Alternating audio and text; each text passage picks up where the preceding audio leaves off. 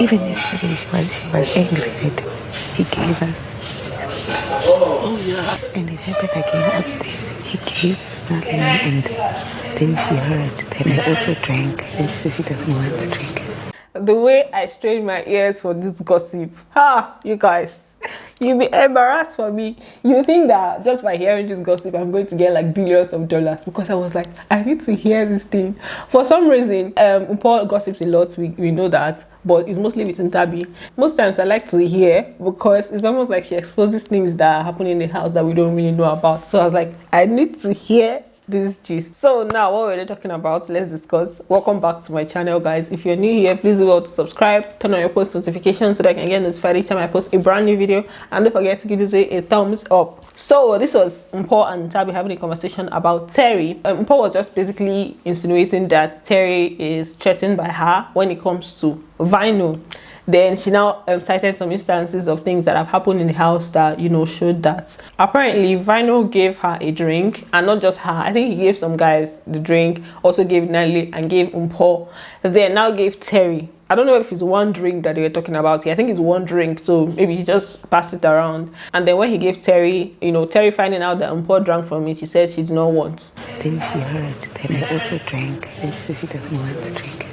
So now the point here is, I don't even know if, because I'm hearing from MPHO, I don't know if that thing could have translated right, because as much as I like to hear MPHO's gossip, I take it with a grain of salt, because some of the things, the message sometimes are overhyped or maybe not completely true. So now she's saying that Terry did not want to take the drink because she heard that MPHO drank from it.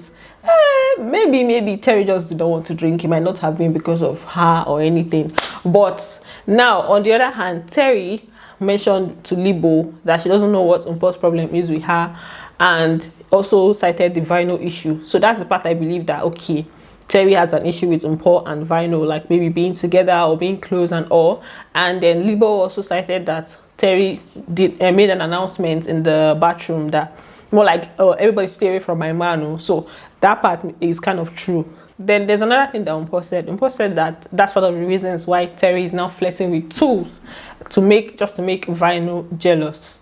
So, hey God. When I want to take a shower, she's not comfortable. That's why I think now she's flirting with tools. What did he do? That's why she's flirting with tools, to make him jealous. She also brought Sister Mara into the whole gist. She said that Sister Mara is that's more like, how did she even put it? She just said that Sister Mara is vocal about the way she feels for VYNO. So it's almost like Sister Mara is also seen as a threat to Terry because of the fact that she's vocal about, you know, the likeness that she has for VYNO. That's Sister Mara hitting on VYNO. And the fact that also the man is vocal that he wants him.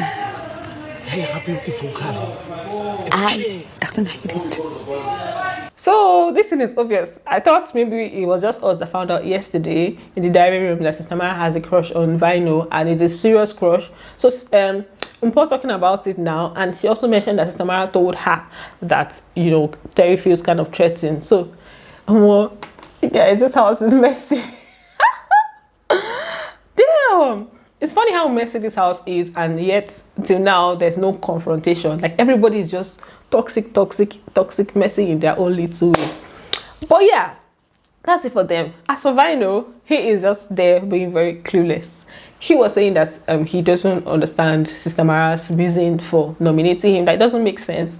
That you saying Sister Mara saying that he's not hungry for it, that he does everything that he's supposed to do in the house. He wakes them up in the morning, he, you know, joins in tasks and everything. So he doesn't understand how Sister Mara will say that he's not hungry for it and he's not pushing enough. You're not hungry. I don't see the hunger. I help out the tasks. I'm doing shit. Like, I wake up before everybody. What do you want from me? I clean. I do what everybody does. What am I doing wrong? I personally feel like if it comes to him not being hungry for the money, that one is obvious. Like, that particular reason is where Sister Mara was right. VYNO came in with the attitude of, I have things going on for me outside. I have money, I have this, I mean, I can make the money. So obviously that also translates to not being hungry for the money. It doesn't mean that because you're now doing tasks, you're now serious with tasks, people will now assume when you're going around giving them the impression that you have fans and you can make the money, they'll definitely feel like you don't need the money. Then there's another thing he said. He also mentioned that he feels like it's because of Terry, because of his closeness with Terry, that Sister Mara will be questioning Terry's loyalty, because you know earlier on they were close and then VYNO came and she switched to VYNO, so Sister Mara will be questioning Terry's loyalty. I just low-key just really believe me being with Terry is fucking up her game plan, so I'm like a problem, you know, because she's now questioning Terry's loyalty. It's not true. There's no questioning of loyalty there.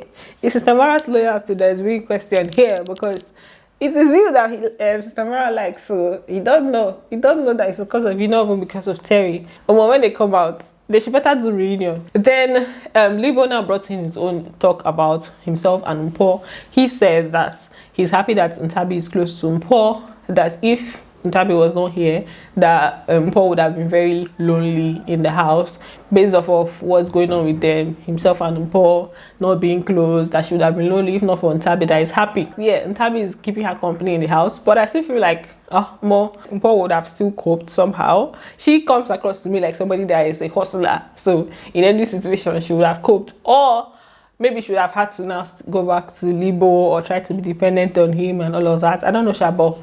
Libo was saying that he's happy. And then he also mentioned that that's why he moved to Sister Mara's bed. So now Libo is now on Sister Mara's bed. But I saw him on his bed yesterday. I mean, is it today that he's doing that one? He just said that he don't want to be under his bed close to MPHO, so that after the party, the alcohol will not influence him to do what he doesn't want to do. It's another reason why I even went to Sister Mara's bed, even tonight. I don't want to be clouded by alcohol and act on alcohol. And then the next day, back to square one. And then there was a situation that happened that night.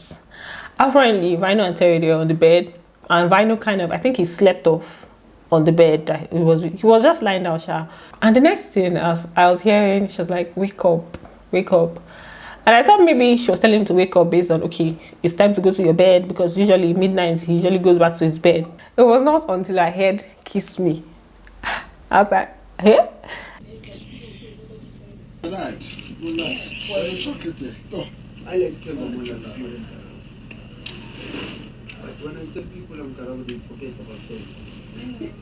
I think she said it like three times. He was still there, either pretending to be sleeping or actually sleeping. Then she now proceeded to kiss him for like just for a few seconds. I was like, Terry, leave this boy to sleep. I was actually shy. I was like, oh my god.